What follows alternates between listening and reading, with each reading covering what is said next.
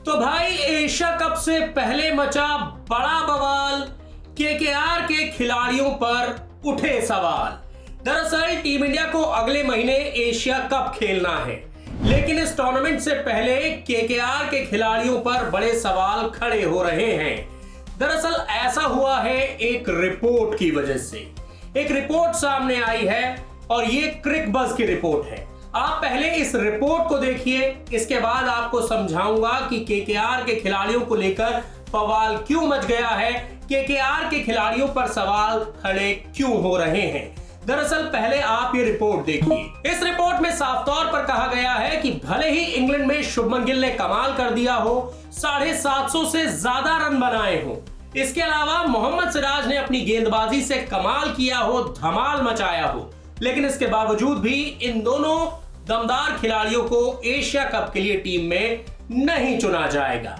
इसके अलावा इस रिपोर्ट में यह भी लिखा है कि अभिषेक शर्मा और संजू सैमसन जो हैं वो ओपनर्स के लिए लॉक्ड हो गए हैं, यानी कि उनका नाम जो है वो कंफर्म हो गया है।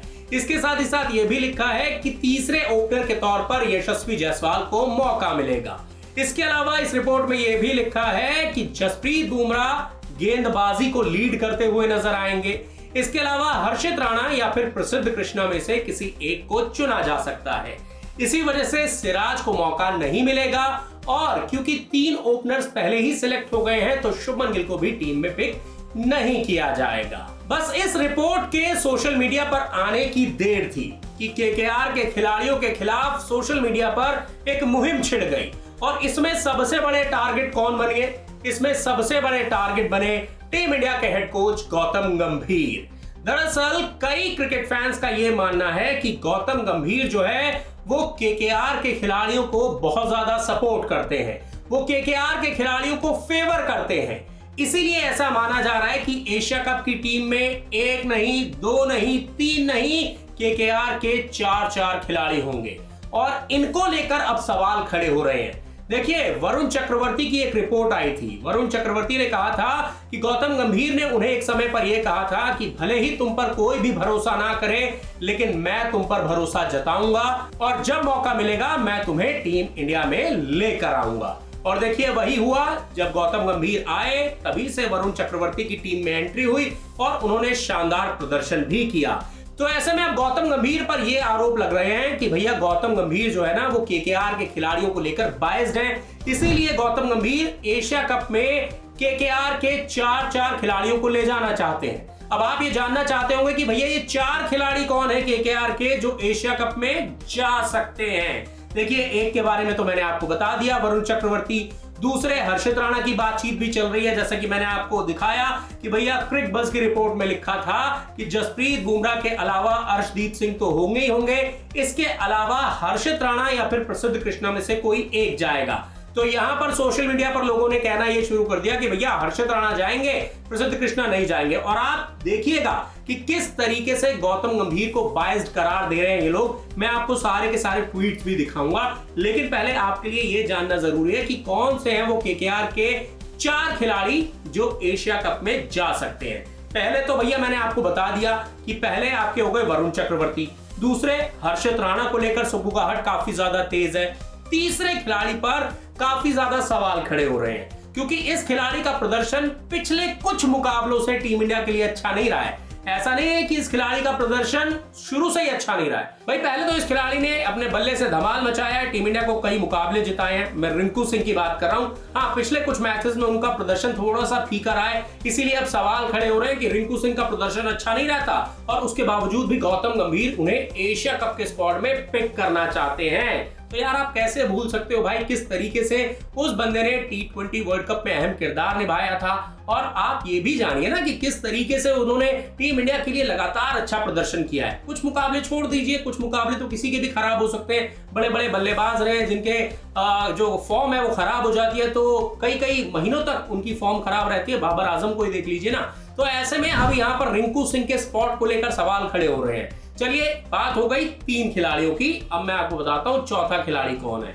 भैया जैसा कि मैं पिछले कुछ दिनों से आपको लगातार बता रहा हूं कि यहां पर संजू सैमसन जो है वो अब केकेआर के खेमे के साथ जुड़ने वाले हैं ऑलमोस्ट डील पक्की हो गई है, ऑफिशियल अनाउंसमेंट होना बाकी है।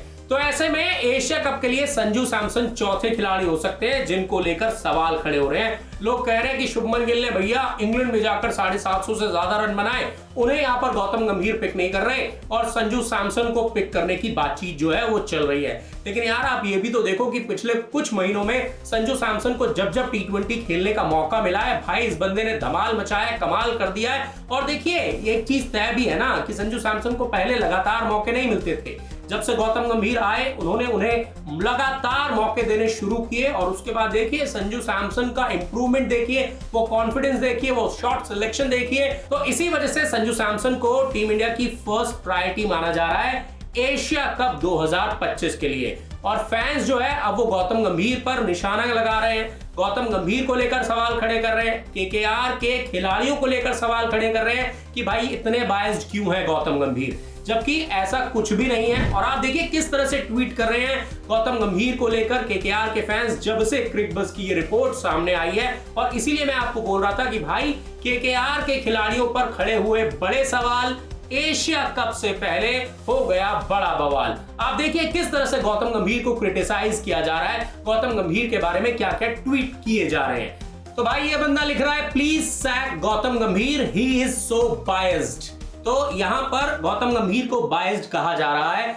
गौतम गंभीर को यह कहा जा रहा है कि वो पक्षपात करते हैं। इसके अलावा ये वाला दूसरा ट्वीट देखिए, इसमें लिखा है कि गंभीर चूज हर्षित राणा। गंभीर ने हर्षित राणा को चूज किया है सिराज से पहले, जबकि सिराज ने इंग्लैंड में शानदार दमदार बेहतरीन प्रदर्शन किया था। गंभीर is choosing KKR players over pure talent. तो देखिए यहां पर सवाल खड़े हो रहे हैं गौतम गंभीर के ऊपर, यह कहा जा रहा है कि गौतम गंभीर जो है वो पक्षपात करते हैं केकेआर के खिलाड़ियों को लेकर। अगले ट्वीट में लिखा है कि गौतम गंभीर is not a good coach, Gautam गंभीर इज बायस्ड, उन्हें प्लेइंग 11 भी पिक नहीं करनी आती है। अब भाई ये वाला ट्वीट देखिए, इसमें क्या लिखा है, इसमें लिखा है कि गंभीर is next level biased for Harshit Rana. How is no one questioning the coach's politics? He is crushing Indian cricket team's neck with both his hands. तो यहां पर जाहिर तौर पर यह लिखा है कि गौतम गंभीर जो है वो हर्षित राणा को लेकर काफी ज्यादा बायस्ड है। तो भाई देखा आपने कि जैसे ही क्रिकबज़ की ये रिपोर्ट सामने आई उसके बाद क्रिकेट फैंस ने केकेआर के खिलाड़ियों पर निशाना साधना शुरू कर दिया, टीम इंडिया के हेड कोच गौतम गंभीर पर निशाना साधना शुरू कर दिया। तो एशिया कप से पहले इस वजह से केकेआर के खिलाड़ियों पर सवाल उठ रहे हैं। ये कहा जा रहा है कि भैया जो कोच है ना टीम इंडिया के हेड कोच गौतम गंभीर, वो केकेआर के खिलाड़ियों को लेकर बायस्ड है। लेकिन यार जो ये आरोप लगा रहे हैं उनको ये भी तो समझना चाहिए ना कि इन खिलाड़ियों ने प्रदर्शन भी तो अच्छा किया है। अब यार संजू सैमसन ने धमाकेदार पारियां खेली हैं, उन्होंने T20 क्रिकेट में बैक टू बैक शतक भी लगाए हैं, तो आप कैसे संजू सैमसन को बाहर कर सकते हो। इसके अलावा वरुण चक्रवर्ती की बात करें तो यार वरुण चक्रवर्ती ने अपनी फिरकी के फंदे में बड़े बड़े बल्लेबाजों को फंसाया है, इंपॉर्टेंट मोमेंट्स पे विकेट दिलाया है टीम इंडिया को, तो ऐसे में आप उनको कैसे बाहर कर सकते हैं। इसके अलावा रिंकू सिंह को लेकर भी सवाल खड़े हो रहे हैं। तो यार रिंकू सिंह के कुछ मैच फीके जरूर गए, मैं भी मानता हूं, और अगर आप पिछले कुछ सीजन भी देखें ना केकेआर के लिए 2 सीजन आई थिंक अच्छे नहीं रहे हैं। उससे पहले रिंकू सिंह ने धमाल मचाया, कमाल किया, लेकिन टीम इंडिया में जब जब इस खिलाड़ी को मौका मिला ना यार इसने अपने आप को प्रूव किया है। कई अहम मुकाबले इन्होंने अपनी बल्लेबाजी से जिताए हैं, कुछ मुकाबले किसी के भी खराब हो सकते हैं। तो ऐसे में ये आरोप नहीं लगाने चाहिए केकेआर के खिलाड़ियों पर कि भाई उनमें पोटेंशियल नहीं है, टैलेंट नहीं है, सिर्फ गौतम गंभीर की वजह से उन्हें टीम इंडिया में मौका दिया जा रहा है। तो भाई अब आपको समझ में आ गया कि केकेआर के खिलाड़ियों पर सवाल क्यों खड़े हो रहे थे और एशिया कप से पहले ये ड्रामा क्यों हो रहा है, क्यों आखिर गौतम गंभीर को टारगेट किया जा रहा है, क्यों केकेआर के खिलाड़ियों को टारगेट किया जा रहा है। लेकिन मेरा सवाल आपसे है, क्या सच में रिंकू सिंह में टैलेंट नहीं है? क्या सच में वरुण चक्रवर्ती में टैलेंट नहीं है? गौतम गंभीर की बायसनेस की वजह से उन्हें टीम इंडिया में जगह मिल रही है? आपकी जो भी राय है कमेंट करके अपनी राय हमें जरूर बताएं। और देखिए केकेआर के फैंस के लिए जानना बहुत जरूरी था कि भाई एशिया कप को लेकर और केकेआर के खिलाड़ियों को लेकर क्या बवाल मचा हुआ है। पूरी उम्मीद है आपको ये वीडियो काफी ज्यादा पसंद आया होगा। अगर आपको ये वीडियो पसंद आया है तो अपने favourite YouTube channel Pradeep Cricinfo को सब्सक्राइब करना, लाइक करना और नोटिफिकेशन की घंटी दबाना मत भूलिएगा। तो फिलहाल इस वीडियो में इतना ही, मुझे दीजिए इजाजत।